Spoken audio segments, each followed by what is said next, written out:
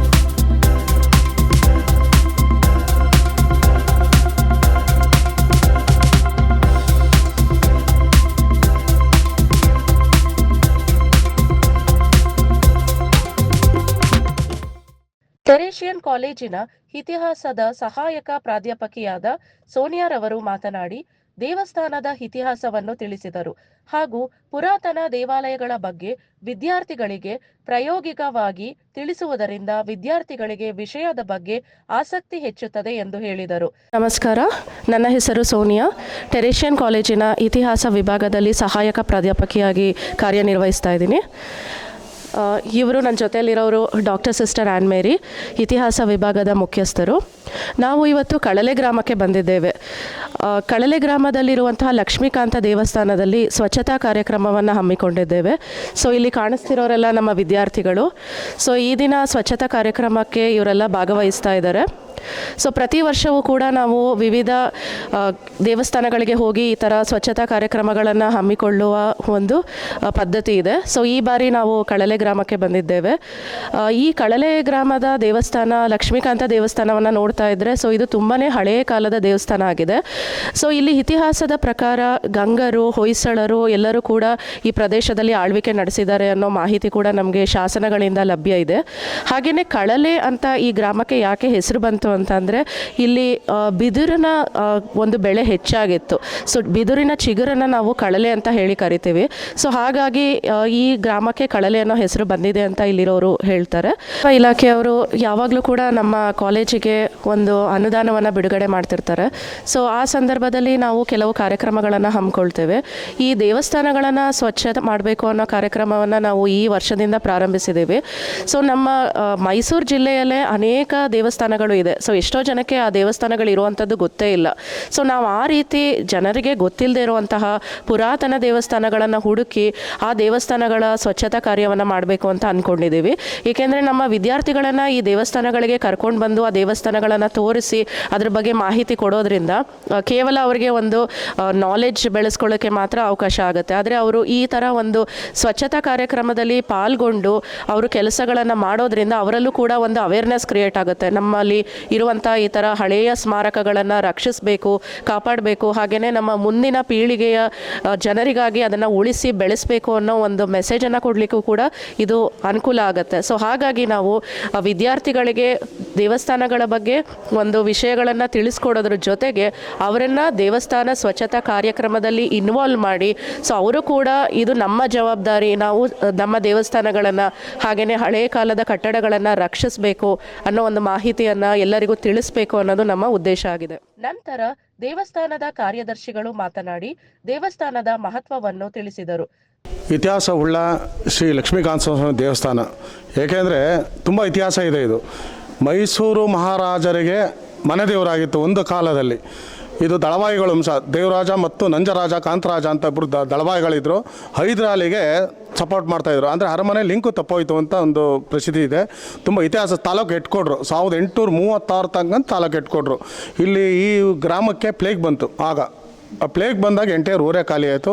ಇದು 1200 ವರ್ಷ ಹಳೆಯದು.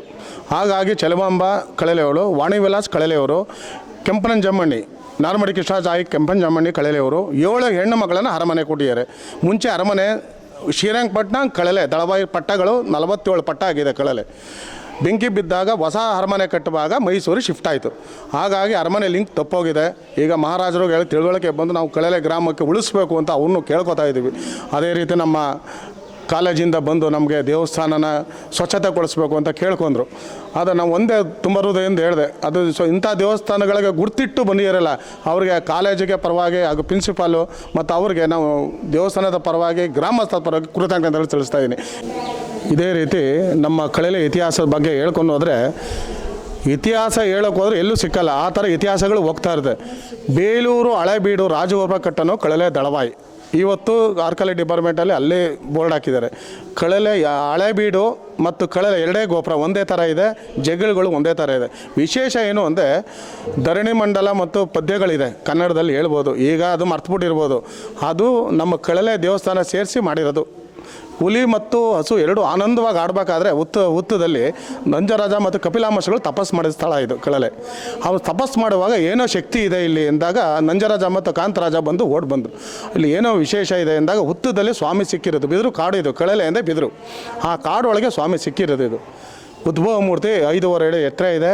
ಶಂಕು ಚಕ್ರ ಬಲಗಡೆ ಎಳಗಡೆ ಇದೆ. ಯಾವುದೇ ಗುರುಗಳ ಹತ್ರ ಹೋದಾಗ ಮುದ್ದೆ ದಾಣ ಮಾಡೋ ರೀತಿಯೇ ಇರೋದು.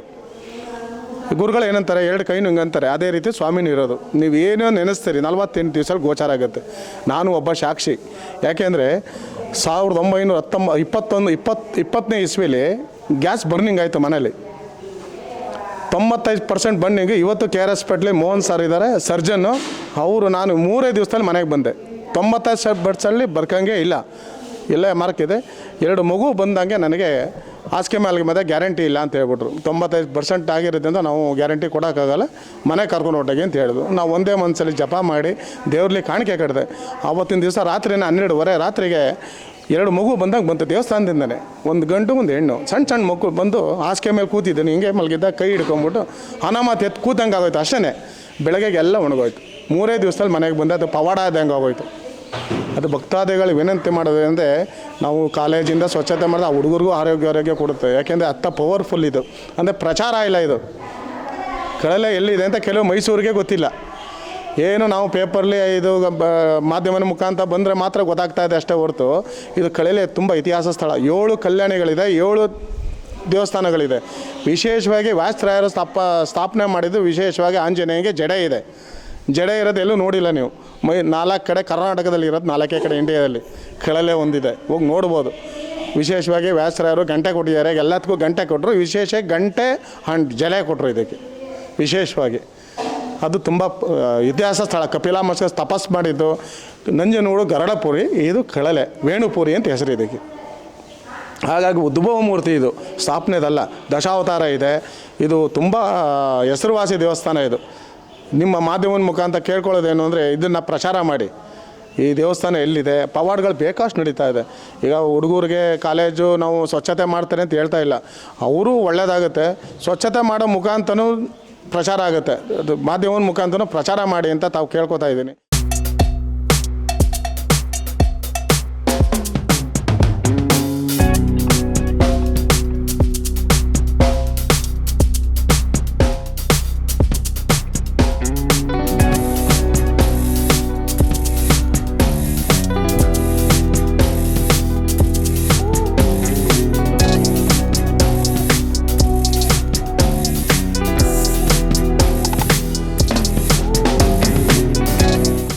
ವಿದ್ಯಾರ್ಥಿಗಳು ಸಹ ಮಾತನಾಡಿ ದೇವಸ್ಥಾನದ ಸ್ವಚ್ಛತೆಯ ಕಾರ್ಯಕ್ರಮದ ಬಗ್ಗೆ ತಮ್ಮ ಅನಿಸಿಕೆಯನ್ನು ಹಂಚಿಕೊಂಡರು.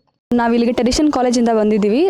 ಡಿಗ್ರಿ ಸ್ಟೂಡೆಂಟ್ಸ್ ನಾವು ಹಿಸ್ಟ್ರಿ ಡಿಪಾರ್ಟ್ಮೆಂಟಿಂದ ಬಂದಿದ್ದೀವಿ. ಸೊ ಯೂಶಲಿ ಹಿಸ್ಟ್ರಿ ಡಿಪಾರ್ಟ್ಮೆಂಟ್ ಅಂತ ಅಂದರೆ ನಾವು ಬರೀ ಕ್ಲಾಸಸ್ಸು ಅದು ಇದು ಅಂತ ಅನ್ಕೊತಿದ್ವಿ. ಬಟ್ ಫಸ್ಟ್ ಟೈಮ್ ನಮ್ಮ ಮ್ಯಾಮ್ ಏನು ಮಾಡ್ತಿದ್ದಾರೆ, ಯೂಶಲಿ ವೀಕ್ಲಿ ನಮಗೊಂದು ಈ ಥರ ಔಟ್ ಆಫ್ ವಿಸಿಟ್ ಕರ್ಕೊಂಡು ಹೋಗ್ತಿದ್ದಾರೆ. ಯಾವ ಥರ ಅಂತಂದರೆ ಆರ್ನಮೆಂಟ್ಸ್ ಬಗ್ಗೆ ಎಲ್ಲ ಹೇಳ್ತಿರ್ತಾರೆ, ಹಾಗೆ ಹೀಗೆ ಅಂತೆಲ್ಲ. ಹಳೆ ಕಾಲ ಟೆಂಪಲ್ಗಳಿಗೂ ಸುಮಾರು ಟೆಂಪಲ್ಗಳಿಗೂ ಹೋಗಿದ್ವಿ. ಲಾಸ್ಟ್ ಟೈಮ್ ನಾವು ಸೋಮನಾಥ್ಪುರಕ್ಕೆ ಹೋಗಿದ್ವಿ, ಮತ್ತು ಎಕ್ಸಿಬಿಷನ್ ಪಕ್ಕ ಇರೋ ಆ ಕಡೆ ಇದಕ್ಕೂ ಹೋಗಿದ್ವಿ, ಮ್ಯೂಸಿಯಮ್ಗೂ ಕೂಡ ಹೋಗಿದ್ವಿ, ಹಿಸ್ಟ್ರಿ ಮ್ಯೂಸಿಯಮ್ಗೆ. ಬಟ್ ಫಸ್ಟ್ ಟೈಮ್ ಈ ಥರ ತಿಳ್ಕೊಳ್ಳೋದು ಅಷ್ಟೇ ಅಲ್ಲದೆ ಯಾರು ನಮ್ಮ ಕಡೆಯಿಂದ ಕಾಂಟ್ರಿಬ್ಯೂಟ್ ಮಾಡೋಣ ಅಂತ ಹೇಳ್ಬಿಟ್ಟು ಈ ಸತಿ ನಮ್ಮನ್ನ ಬೆಳಗ್ಗೆ ರಜದ ದಿನ ಕರ್ಕೊಂಡು ಬಂದಿದ್ದಾರೆ ಇಲ್ಲೆಲ್ಲ ಕ್ಲೀನ್ ಮಾಡಿಸೋದಕ್ಕೆ. ಸೊ ನಾವಿಲ್ಲಿ ಆಲ್ಮೋಸ್ಟ್ ತುಂಬ ಜನ ಬಂದಿದ್ದೀವಿ. ಇಲ್ಲಿ ದೇವಸ್ಥಾನ ಎಲ್ಲ ಕ್ಲೀನ್ ಮಾಡಿಕೊಂಡು ಹೇಗಿದೆ ಹಳೆ ದೇವಸ್ಥಾನ ಸ್ಟ್ರಕ್ಚರ್ಸ್ಗಳೆಲ್ಲ ಹೇಗಿದೆ ಅಂತ ತಿಳ್ಕೊಂಡು ನಮ್ಮದು ಏನಾದರೂ ಕಾಂಟ್ರಿಬ್ಯೂಟ್ ಇರಲಿ ಹಿಸ್ಟ್ರಿ ಡಿಪಾರ್ಟ್ಮೆಂಟಿಂದ, ಅದು ಟ್ರೆಡಿಷನ್ ಕಾಲೇಜಿಂದ ಅಂತ ಹೇಳ್ಬಿಟ್ಟು ನಾವು ಇವತ್ತು ಬೆಳಗ್ಗೆ ಇಲ್ಲಿ ಬಂದು ಈ ಕಾರ್ಯಕ್ರಮನ ಮಾಡ್ತಾ ಇದ್ದೇವೆ. Thank you. ಕಾಲೇಜಿನಿಂದ ನಮ್ಮ ಸಿಸ್ಟರ್ ಸ್ಟೂಡೆಂಟ್ಸ್ಗಳು ಕೂಡ ಇದ್ದಾರೆ. ಸೊ ಸಿಸ್ಟರ್ಸ್ ಅಂತ ಅಂದರೆ ಸಾಮಾನ್ಯವಾಗಿ ನಾವು ದೇವರ ಸೇವೆ ಮಾತ್ರ ಮಾಡೋದ್ರಲ್ಲಿ ಅವರು ಮಗ್ನರಾಗಿರ್ತಾರೆ ಅಂತ ಅಂದ್ಕೊಳ್ತೀವಿ. ಆದರೆ ಅವರು ದೇವರ ಸೇವೆ ಜೊತೆಗೆ ಈ ದೇವಸ್ಥಾನಕ್ಕೆ ಬಂದು ಈ ದೇವಸ್ಥಾನದ ಸ್ವಚ್ಛತಾ ಕಾರ್ಯಕ್ರಮವನ್ನು ಕೂಡ ಮಾಡ್ತಾ ಇದ್ದಾರೆ. ಸೊ ಅವರ ಅಭಿಪ್ರಾಯ ಏನು ಅಂತ ಕೇಳೋಣ. ನಾವು ಈ ದೇವಸ್ಥಾನದಲ್ಲಿ ಬಂದು ಕೆಲಸ ಮಾಡಿ ಅದು ಕೆಲಸ ಮಾಡೋಕ್ಕಿಂತ ಮೊದಲು ಅದು ನಾವು ಈ ದೇವಸ್ಥಾನವನ್ನು ನೋಡಿ ತುಂಬ ಖುಷಿ ಆಯಿತು. ನಾವು ಯಾವಾಗ್ಲೂ ಐತಿಹಾಸಿಕ ಸ್ಥಳಗಳಿಗೆ ಹೋಗಿ ನೋಡ್ತೀವಿ, ಆದರೆ ಅಲ್ಲಿ ನಾವು ನಮ್ಮ ಕಾಂಟ್ರಿಬ್ಯೂಷನ್ ಏನೂ ಇರಲ್ಲ. ಆದರೆ ಇಲ್ಲಿ ನಾವು ಈ ಸ್ಥಳವನ್ನು ನೋಡಿ ತುಂಬ ಖುಷಿಪಟ್ಟು ಇಲ್ಲಿ ಹೊಯ್ಸಳರು ಕಟ್ಟಿಸಿದ ದೇವಸ್ಥಾನ ಕೆತ್ತನೆಗಳ ಬಗ್ಗೆನೂ ಸಹ ತಿಳ್ಕೊಂಡ್ವಿ. ಅದಲ್ಲದೆ ನಾವು ಇಲ್ಲಿ ಬಂದು ಸ್ವಲ್ಪ ನಮಗೇನಾಗುತ್ತೆ ಅಂತಹ ಕೆಲಸಗಳನ್ನು ಮಾಡಿ ಇದರಿಂದ ನಮಗೆ ಇಲ್ಲಿ ಬಂದು ಕೆಲಸ ಮಾಡೋದ್ರಿಂದ ತುಂಬ ಖುಷಿ ಕೊಡ್ತಾ ಇದೆ. ಹಾಗೂ ಈ ದೇವಸ್ಥಾನದ ಬಗ್ಗೆ ಹೆಚ್ಚು ತಿಳ್ಕೊಳ್ಳೋಕ್ಕೂ ಅವಕಾಶವನ್ನು ನಮ್ಮ ಕಾಲೇಜಿನವರು ದೊರಕಿಸಿಕೊಟ್ರು. ನೋಡಿ ಇವರಿಬ್ಬರು ಕಾಣಿಸ್ತಾ ಇದ್ದಾರಲ್ಲ, ಸೊ ಇವರು ಮಣಿಪುರ್ನ ವಿದ್ಯಾರ್ಥಿಗಳು. ಸೊ ಇವರು ಕೂಡ ಇವತ್ತಿನ ಒಂದು ದೇವಸ್ಥಾನದ ಸ್ವಚ್ಛತಾ ಕಾರ್ಯಕ್ರಮದಲ್ಲಿ ಭಾಗವಹಿಸಿದ್ದಾರೆ. ಸೊ ಇವರಿಗೆ ಈ ಕಾರ್ಯಕ್ರಮದಿಂದ ಏನು ಅನ್ನಿಸ್ತಿದೆ ಅಂತ ತಿಳ್ಕೊಳ್ಳೋಣ. Actually, we are from Northeast, from the state of Manipur. We came here to study at Teresian College, and we are from the Department of History. Actually, coming here was a very nice experience for us because usually we would go to monuments and collect information regarding the history of those monuments. But coming to clean here has changed my perspective, and it has helped us to be a better students and citizens. So I would like to encourage other students to join in this kind of activities to improve themselves. ಒಂದಿಗೆ ಕೇರಳದಿಂದ ಬಂದಿರುವಂಥ ವಿದ್ಯಾರ್ಥಿ ಕೂಡ ಇದ್ದಾರೆ. So ಇವರಿಗೆ ನಮ್ಮ ಕನ್ನಡ ಭಾಷೆ ಗೊತ್ತಿಲ್ಲ, ಜೊತೆಗೆ ನಮ್ಮ ಮೈಸೂರಿನಲ್ಲಿರುವಂತಹ ಈ ದೇವಸ್ಥಾನಗಳು, ಜೊತೆಗೆ ಹೊಯ್ಸಳರು, ಗಂಗರು, ಚೋಳರು, ಸೊ ಈ ರೀತಿ ಏನು ಡೈನಾಸ್ಟಿಗಳಿದೆ, ಸೊ ಅದ್ರ ಬಗ್ಗೆ ಅಷ್ಟು ಮಾಹಿತಿ ಇಲ್ಲ. ಆದರೂ ಸಹ ಅವರು ನಮ್ಮ ಕರ್ನಾಟಕದ ಇತಿಹಾಸವನ್ನು ತಿಳ್ಕೊಂಡು ಅವರು ಕಟ್ಟಿಸಿರುವಂತಹ ಕೆಲವು ಮಾನ್ಯುಮೆಂಟ್ಸ್ಗಳನ್ನು ನೋಡಿ ಅದ್ರ ಬಗ್ಗೆ ಇನ್ಫಾರ್ಮೇಷನನ್ನು ಕಲೆಕ್ಟ್ ಮಾಡೋದ್ರಲ್ಲಿ ಹೆಚ್ಚಿನ ಆಸಕ್ತಿಯನ್ನು ತೋರಿಸ್ತಾರೆ. ಸೊ ಇವತ್ತು ಕೂಡ ಈ ಲಕ್ಷ್ಮೀಕಾಂತ ದೇವಸ್ಥಾನ ಸ್ವಚ್ಛತಾ ಕಾರ್ಯಕ್ರಮದಲ್ಲಿ ಭಾಗವಹಿಸಿದ್ದಾರೆ. ಬಂದಿದ್ದಾರೆ. ಸೊ ಅವ್ರಿಗೆ ಏನು ಅನ್ನಿಸ್ತಾ ಇದೆ ಅಂತ ಕೇಳೋಣ. Actually, I'm come from Kerala. The reason for me to come to Mysore is actually to visit many temples and churches to know its carvings and everything. So it is actually very good experience to come here and be in this kind of activities and cleaning. Actually, it is a kind of a unique thing that I have never did in a temples and all. And it is actually a good unique thing actually. And it's actually fun with cleaning with my friends and all. It is actually good and I am enjoying it actually. Thank you.